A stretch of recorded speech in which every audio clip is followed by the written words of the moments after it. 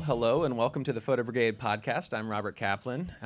We're back at Adorama in their event space. It's been a little while since we've done a podcast. We had I had life happen, done some traveling, but we're back. We're here with Stephanie Keith, New York City photographer extraordinaire. How you doing, Stephanie? I'm doing good, and you? I'm well, thank you so much. I'm really excited to talk with you about your career here in the city. Before we do, I just want to say thank you again to Adorama for letting us host our events here. Canon Professional Services, you guys are awesome for the support, as well as Tenba Bags and Rode Microphones, these beautiful microphones. So let me switch over to some of your portfolio work here.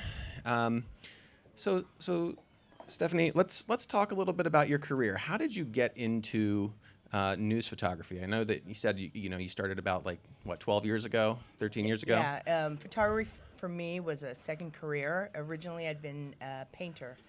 And, oh, wow. Then I went back to school. I went to the International Center of Photography. Okay. And then after I graduated from International Center of Photography, I started doing news photography. News photography. And so when was it that you went to ICP?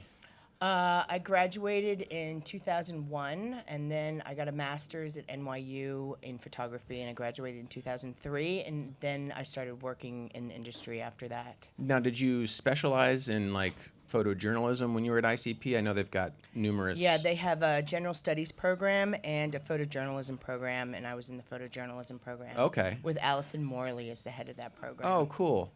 And now ICP's moved, hasn't it? It used to be I'm not 43rd? really sure what's going on with ICP right now. I think they're in the process of moving. Right on. Yeah. Okay, great. Well, so the ICP experience, I mean, I've had other folks on here on the podcast that have gone to ICP. I know that there's so many great students going through everywhere, everything from photojournalism to more of an art background. Is it a course that you recommend? Absolutely. Yeah, definitely. I mean, I don't know what the general studies program is like because I never took a class in that program, but the photojournalism program is excellent. You know, they get top photojournalists, do intensive workshops. Everybody looks at your work, and it's an excellent program. I would definitely recommend it. And when did you first pick up a camera? When did you? I know when I went to school, I graduated in 2001 from Ohio University. I started back in high school taking pictures for the yearbook and so on and so forth. How about you? What was your I background? wish I had started photography back then. I think I started photographing. Maybe just a couple years before I went to ICP. You know, I was working as a painter, and I started taking night classes at SVA in photojournalism, and just a couple years later, I had enough of a portfolio to apply for ICP, so it was really just a couple years before, it must have been in 1999 or something like that. I even picked up a camera for the first time. Yeah. Very interesting. And how's the transition been getting into becoming a working photographer? Have you been freelance? Have you been staff freelance ever since you graduated? Yeah. Like me. So it's quite a tough world, especially when you're a working photojournalist, because photojournalism, as we know, unfortunately, is the least lucrative form of photography, at least I've found. Yeah, certainly. How, well, we recommend you studying photojournalism, but, do you have to supplement sort of the type of photography that you do to sort of make a living and be able to sustain yourself here in New York? Because I know it's expensive to live here. Do you live in the city or? I live in Brooklyn. Yeah. But I have a pretty good deal. I mean, I bought a house nice. in Bed-Stuy a while back, so I've managed to, keep my overhead very low. That's great. Yeah. That's great. Well, That was the smartest thing I ever did, was buy a piece of real estate at the bottom of the real estate market. Congratulations, you did it right, man. I mean, and that's gonna just hold you probably for the rest of your life. I mean, hopefully. Well, at least until my kids go to college. Oh, that's certainly. another thing we're gonna talk Yeah. about. And you've got kids as well, so this isn't 2 children. This isn't your story of like me. I was in college, went out of high school. It's like you've been doing this. How old are your kids? They're 8 and 10. 8 and 10. So you had them pretty quickly after you started your career here in the city. Yes, I did. And how do they love photography?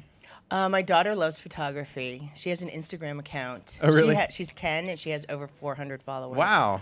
That's Not impressive. bad, right? It's. How do you feel about Instagram? And that's another question. You know, we've got Instagram, we I got love social media. Instagram. Do you, Yeah. how much do you use social media to promote your work and to kind of help you sustain what you do? Or do you feel that it has an impact on what you get hired for, or have you seen any kind of revenue or anything come from your social usage? I mean, I think it's important to have a good social media presence, certainly.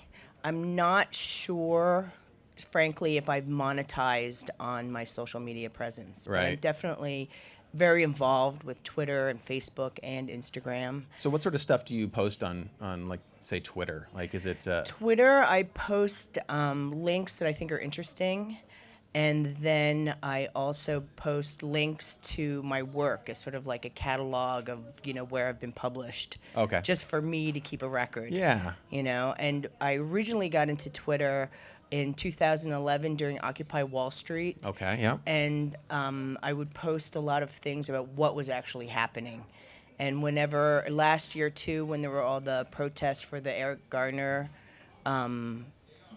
verdict yeah. and whatnot, I did a lot of posting what was going on, what I was experiencing, walking over the Brooklyn Bridge with the protest, or people were getting arrested, or where the protest is. And I just felt like, people were really interested in that, and my Twitter feed became like a source of information Yeah. for other journalists in New York. Isn't that interesting how now we've become our own publishers in a way, and once we find those followers, it's, we're able to get our information, whatever information we want to really give. And for you, so let's transition a little bit towards this Occupy that you were talking about. Now, you're very well known for two particular photos that went extremely viral. Yes. This being one of them, of Yes. an Occupy protester being arrested. On the Brooklyn Bridge. On the Brooklyn Bridge. So that was right after Occupy started happening. It was like maybe a week or 2 weeks later, this happened, and the whole Brooklyn Bridge thing just galvanized Occupy, and Occupy really exploded right after this massive arrest. I mean, they arrested 3,000 people that afternoon. Oh, wow. It's like unprecedented amount of people arrested. I mean, have you ever heard of 3,000 people being arrested in one afternoon? I got arrested. Oh, did you? I was one of those 3,000 people. Wow. I got arrested like 5 frames after I took this picture. Wow. I got arrested. You know, it's interesting. I did a podcast with Barton Silverman, and he showed me this old photo from some civil rights protests back in I don't know, way back when, and it seems like people get their most famous shots just before they're going to get arrested. He's got one of these like cops come in about Billy Club, Yeah, you get a little too close. You get a little too close, and then they the get you. cops just do not like that. And so how did that go? So you took this photo, right? Then you got arrested as a freelancer.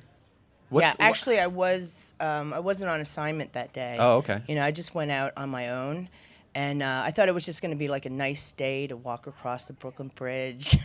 Right. I thought everyone was going to take the road, the walkway, and have some food and whatnot on the other side. And Right. next thing I knew, there was like all these anarchists at the front Oh, no. saying, "Let's take the bridge, let's take the bridge."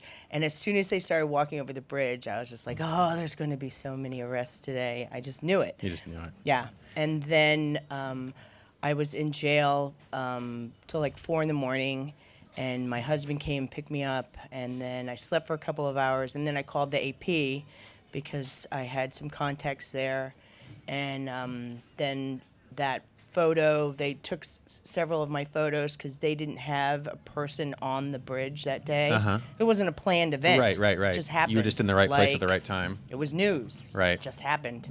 And and that photo got published again and again and again and again and again. Yeah, she just looks so innocent or something. That particular. Okay, so she here's looks like such a waif, such a beatific, so waif. on the other spectrum of women protests moment here, this is another one of your photos that went extremely viral. Yes. Except this woman looks like she's about to eat this guy's chin. Yeah.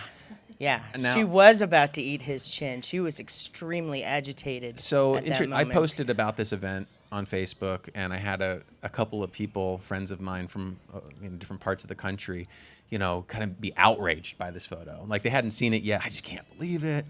What was the I don't know, what was it like in this situation? Did this lady get arrested? Was he keeping his cool? Was this is this moment, or like how does this moment really play into what was going on? I know that this is split second, so it could have been. I mean, obviously, it was something. Yeah. So tell me about this. It was something. It was at a planned protest at the Barclays Center for Eric Garner. It was last December, and most of the protest happened, right in front of the Barclays Center. People had their die-in. They marched around Flatbush. They stopped traffic. Blah blah blah. And then then I thought it was over.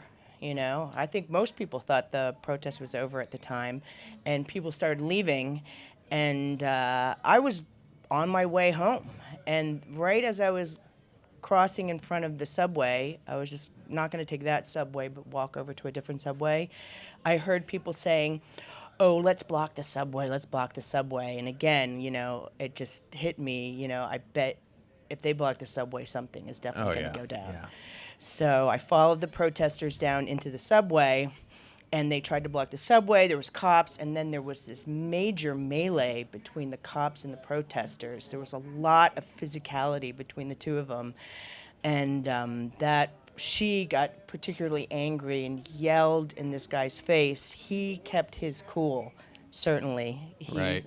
And then they went to arrest her, and then the crowd grabbed her and brought her back into the crowd and sort of protected her, so she didn't get arrested. But then this random African-American man got arrested instead. Really? Yeah, and it just seems so classic that like the white woman who was yelling didn't get arrested, but some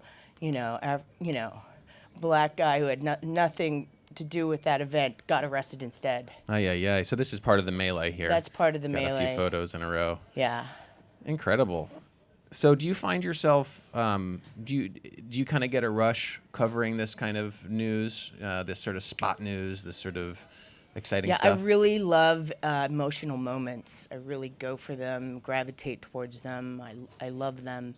I feel, though, that when you're in like such hot situations, you gotta kind of squash the rush. You know what I mean? You have to really stay as calm as possible.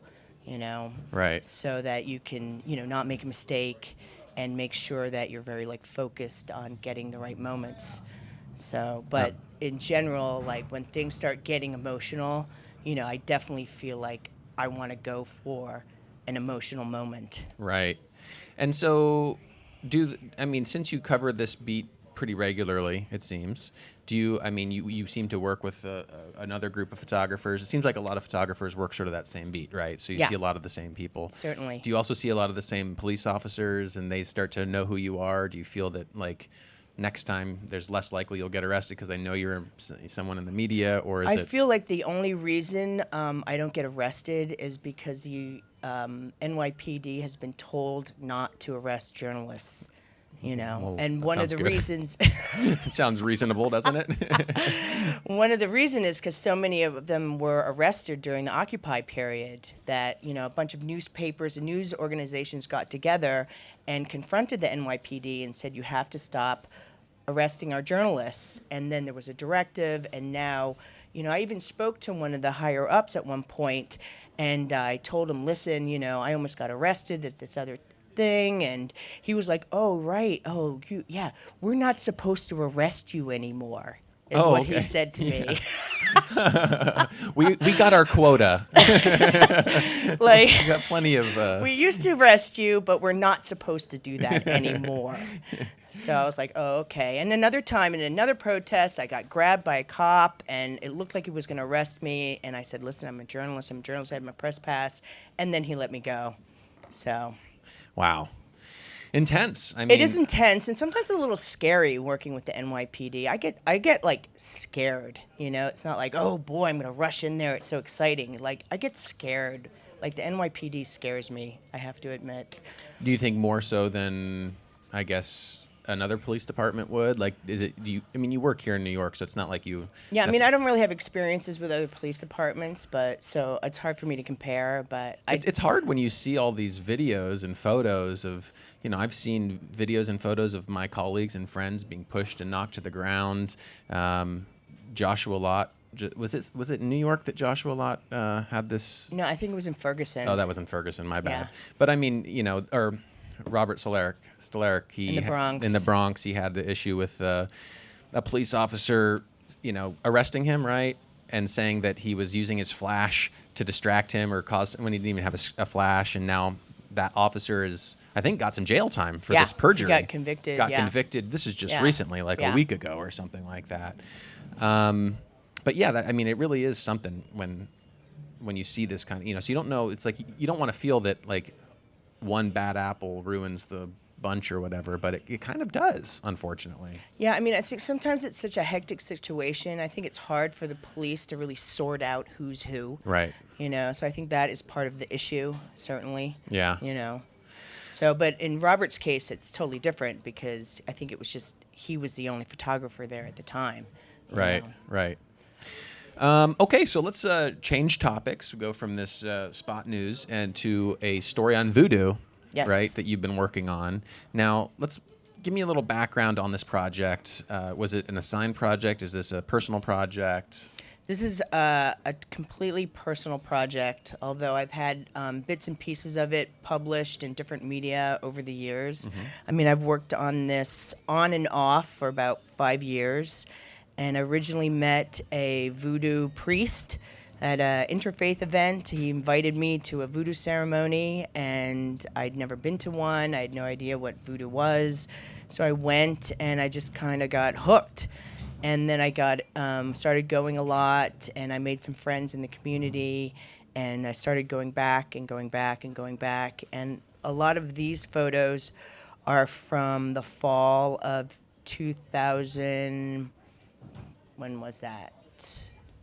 14 or 13? Yeah, 2013, which was a real sweet spot for voodoo.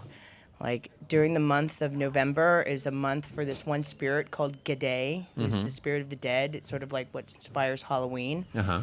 And there were 2-3 parties every single night, Friday and Saturday, like all month long. It was just like intense. So I just spent the entire month going to different voodoo parties, like every Friday and Saturday night.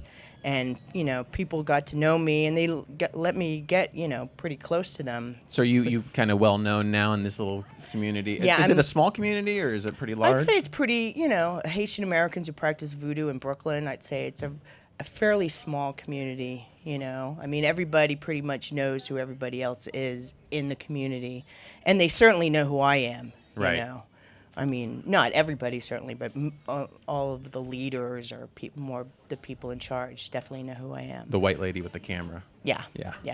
Gotcha. But, I mean, I would say I'm definitely more than the white lady with the camera at this point with sure. them. Like I'm, friends with that's what's the most people. important thing is when you're working on a story, building that trust. This has been, like you said, a long-term story. So you've been doing it for 5 years now. So yeah. Have you been sharing the photos with them at all? Oh yeah, absolutely. Yeah. Whenever I can, I share the photos with them. That's like part of what got me the access in the first place, is that I would show them what I was photographing so they could see that, I'm the real deal. I'm not trying to take advantage of them. Right. I'm very open about what I'm doing, and they, respond to that. They like that. Then they share my photos on their Facebook page. Oh, yeah, I mean, there they're you go. really Yeah. proud and happy about what they do. Yeah. So they want to share it with their friends.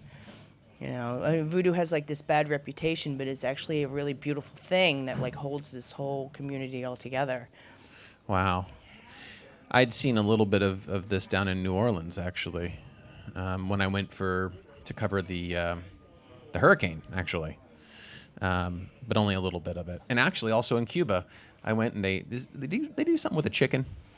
The thing that's a is, different- everywhere that there is, a black population in the New World, there's going to be a form of voodoo. Right. Because it's an African religion, and it was brought over from see. Africa. So, Cuba will have a form of African indigenous religion, Jamaica will, United States used to, but it's pretty much kind of been wiped out in America, Haiti, Brazil, anywhere in the New World. There'll be a form of that religion.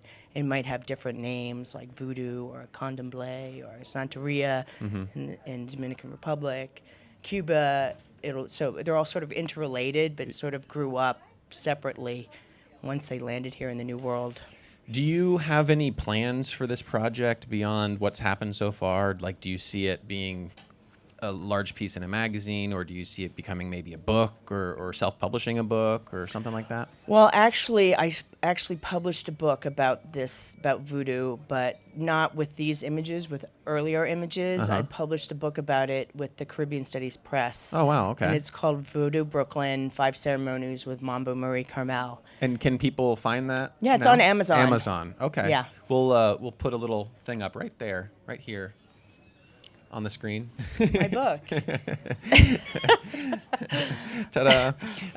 But then I went back to do the story a second time, and that's when I got these images. I was much happier with these images, and I was like, oh, I wish I had done a book with these images instead of my previous images. Right. Actually, Idris Latif from Reuters, he helped me do this project. Oh, cool. But we never ended up publishing it, but, he was very involved with it. So we should also mention that you do a lot of work for Reuters. Yeah. Who are your main clients? Reuters and New York Daily News are my main clients. New York Daily News. Yeah. New York Daily News has been on a tear with their covers lately, oh, haven't my they? goodness, yes. Today they had a bunch of pictures of like kittens and unicorns or something. Just anyway. I know, I love their covers lately. They're awesome. They're really putting it to them. So this story I did for Reuters this year, and it was the third year that I've been here. And the first 2 years I did it as an independent project. It got published in the Daily Mail, the UK Daily Mail. But then this year I went back and I did it specifically for Reuters. Okay. So tell us about the story. This story is about a horse race in New Jersey called the Far Hills Race Day. And it's just one day out of the year. And it's in this really wealthy, privileged area of New Jersey. And it's like crazy consumption of alcohol. Really? Yeah. There's the one side of the track where there are all the older people who are like uber wealthy, and then there's the other part of the track which is called the pit, and that's where all the young people hang out, and they all come from sororities and fraternities from privileged colleges in the East Coast, and they just get completely, utterly wasted. So good pictures are had based off of... Yeah, a lot of emotional moments.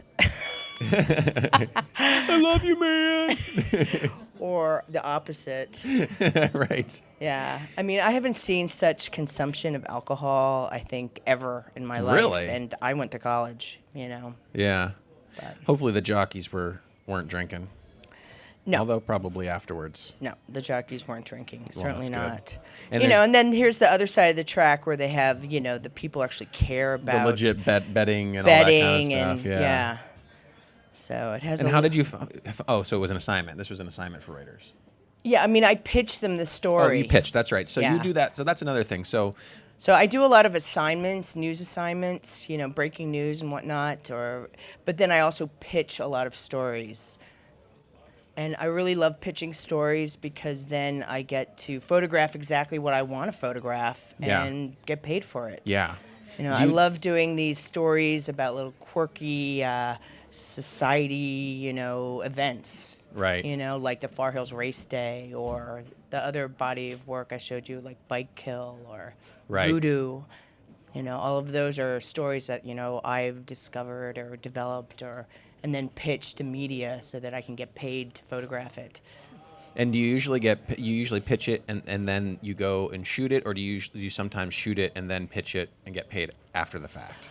Well, I used to photograph it and then sell it later, but now I pretty much do it on assignment. I mean, maybe not every time, but now I have enough people interested in my work where I can pitch something and then be doing it on assignment. And so I know before the podcast started, we had talked about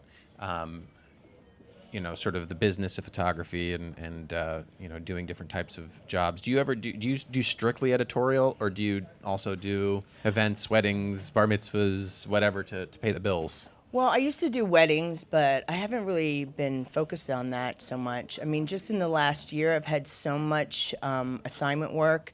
I haven't really needed to go outside of the editorial world. I mean, just recently I started doing some corporate work, and I would love to do more corporate work because, as you Pays said, well, yeah. it pays so much Significantly better more than editorial work. But I just love doing editorial work. I just find it so much more interesting and engaging, although I would love to have, some regular corporate clients, certainly. Yeah. Yeah. Absolutely.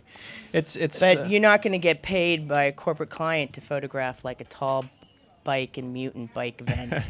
right. That's definitely like anti-corporate. So yeah, I've noticed you've been doing, like, you find these really wacky, interesting things that are going around, and that's another thing that we should mention is that a lot of people feel they need to go to foreign countries or to photograph interesting stories, but there's interesting stories in your neighborhood. Yeah, it was interesting. I did the New York Times portfolio review, not this year, but the year previous. And we were like sitting around sharing each other's portfolios, and everyone like had portfolios from like Afghanistan, Africa, South America. And I was like, wow, every single photo in my portfolio was probably taken within 3 miles of my house. That's great. I love it. I think that's something to be proud of, I think so too.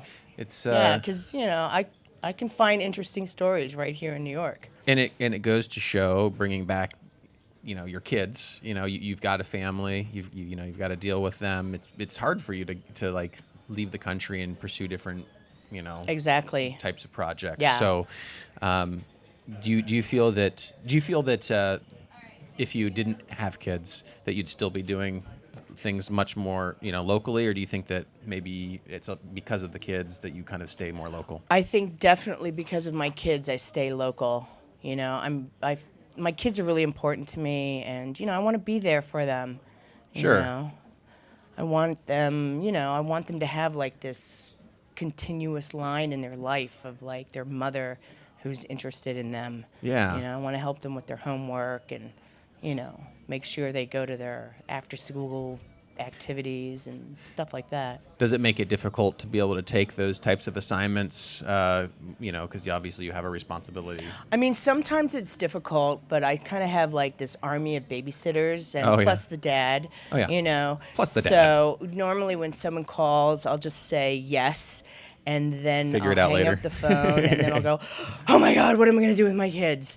And then make like 5 or 6 phone calls and then figure it out and then, do the assignment. Right. Cool. Well, so in this project, we've been going through it as we've been talking, but where did this take place, this bike? This took place in a vacant lot in Bushwick, Brooklyn. And, these people Is this are like very... a biking, PETA throwing jousting competition? Yeah. It is exactly that, but tall bike jousting, PETA throwing competition. Sorry. At least they use helmets, so that's good. Yeah, definitely helmets. Yeah. And one of them, you can see the guy like has a cigarette in his mouth, and he's just like doing his jousting. So cool. The epitome of cool. Yeah, but this is a group of people. They're called the Black Label Bike Club, and they have a loft in Bed-Stuy. And they do this every year, and they have a loft and a workspace. And in the workspace, they make mutant bikes, like nonstop. That's their thing. They're really into mutant bikes and riding tall bikes. They're very like counterculture DIY types. So this is their big event every year. Yeah. So this is actually the 3rd time I photographed this event.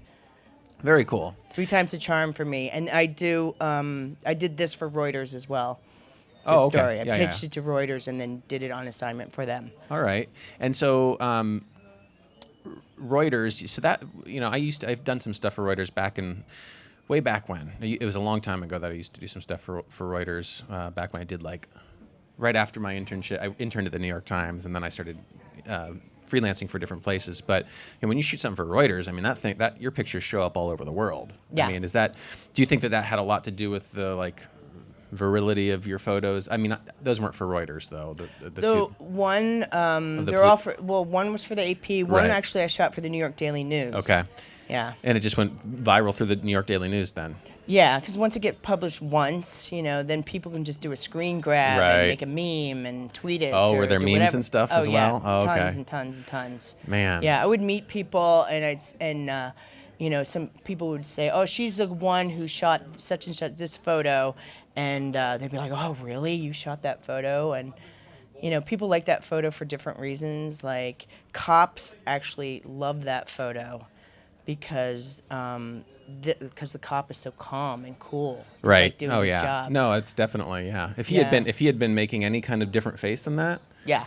it would have been, everyone would have said he's an awful person or something like Yeah, that. when I renewed my press pass this last year, I actually had my press pass taken from me. Oh, did I you? didn't have a press pass for like 2 weeks. I've had that happen before. So then I had to have like a special meeting at the DCPI, and I went in and with the head of the Glenn? No, Michael Bonis. Oh, okay. And he was like flipping through my Clips. clips, and when he got to that photo, he was like, "Oh my God, I love this photo." And I wasn't really sure, like, because I hadn't my meeting yet, if I was going to get my press pass, and so he was like, "This photo should be used for police training." He's like, "Just sit right here. We'll get your press pass in a second." So you should carry that as like your get out of jail free card. Like, you know what I should. did for your department? I remember actually taking a portrait for the Times one time of some bigwig cop, right? He's not the sergeant. He's a captain or higher or whatever they are, and took the photos, and I could tell that like he was calling out orders. People bring him up things to clip on his shirt and everything, and I thought to myself, well, I should keep this guy's card and have that picture at the ready. So if I ever get involved with the police, just say, I know this guy. I put him in the newspaper, and get out of jail free card. So this maybe that can be your Yeah, get I out of should jail. just keep it in my back pocket. You should. I don't know. Yeah. I know someone. I know someone, and I won't say his name, but the story is that he went to Cuba and was photographing Fidel Castro, and ended up getting a Polaroid with him and Fidel, and then for the next week was covering just regular Cuban life or whatever, and he was having trouble getting into places, and all he'd do is pull out his pocket and just show him the picture of him and Fidel and be like, instant, oh, you're okay, no problem. So Yeah, no doubt. I mean, one of the things about our job is that, photojournalism isn't that high paying, but there is a value to our photos to people, just like this photo had a value to the police department, or another photo might have had value to the Occupy movement or whatever. So I found that I do a lot of clever bartering with my photography work. Sometimes it's not straight cash that I'll get, but it'll get me an in somewhere, or it'll open so many doors. Photography just opens so many doors in general. So, Yes, absolutely. yeah. So what's the future hold for you? Are you have any thoughts of what 10 years? What's 10 years from now look like for you think? Wow, 10 years from now. That's a good question. That's a question I should ask myself more often, I think.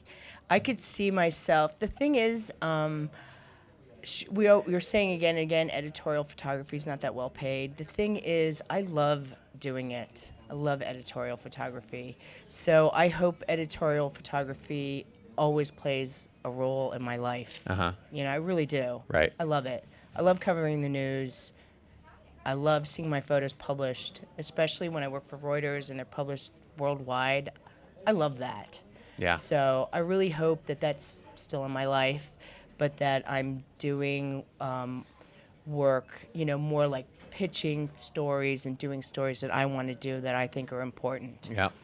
Like if I can get in position to do more of that and be known for that, that would be great. I would love that. Right. That's awesome. And so, imagine you're the student back in 2001 to 2003, right? You were at ICP. There are students wanting to come into New York City and make a living, but there's all this competition. I've had friends, colleagues who had to leave the country, who used to do editorial, used to work for one client and diversify. They just couldn't make it work. What kind of, would you give any kind of advice to the young photographer, you back then, or to the similar person going through school, about to go into the professional world? You know, what would you recommend them to do to be successful and not fail at getting into the world of photojournalism, New York street photography, et cetera? That's a good question. Well, there's a lot of different ways to interface with the news world and the editorial photography world. And certainly one way to do it is just to have good ideas and be able to do your own projects on your own and do them well and have them be good ideas. Yeah. You know, that's really important. But if you want to interface on a news level, like you're really into news, you just want to shoot news, then you do it. Just do it, and you will be able. Just do it. You'll be able to crack it. Just don't have a plan B. Don't have a plan B. I love it. Whatever you do, just don't have a plan B, and just do it. Exactly. Yeah. Exactly. Awesome. Yeah. Well, I think that we've gone over most things. I want to make sure that people know where they can find your website. Your website is StephanieKeith.com. Very nice. And social media? Social media, I'm pretty much Steffi Keith on everything. IE or Y? STEFFI. STEFFI. Because my mom's German, and so growing up I was Steffi. Yeah. Just with the STEFFI. Right That's how Right they on. spell it in Germany. StephanieKeith.com. Steffi Keith on social media. Instagram, all of that stuff. And Twitter. You can follow Photo Brigade at photobrigade.com. You can watch these podcasts at photobrigade.com/live. We will be doing, I'll be doing a couple more over the next couple of days, a bunch over the next few months of these podcasts and events. So go to photobrigade.com/live to check out what's upcoming. You can also follow us on at Photo Brigade on all social media. And thanks again to our great sponsors. Thanks to Adorama for hosting us. Check them out. And for Kenny and Jeff for coming. Yeah, thanks, guys. We got some photographers in the audience. That's awesome. So, and that's another thing. You can come watch us live. We've got a whole list of folks coming in. So, Stephanie, thank you so much for your time. My pleasure. Thank you for asking me. Of course. And we'll see you all again next time. Take care.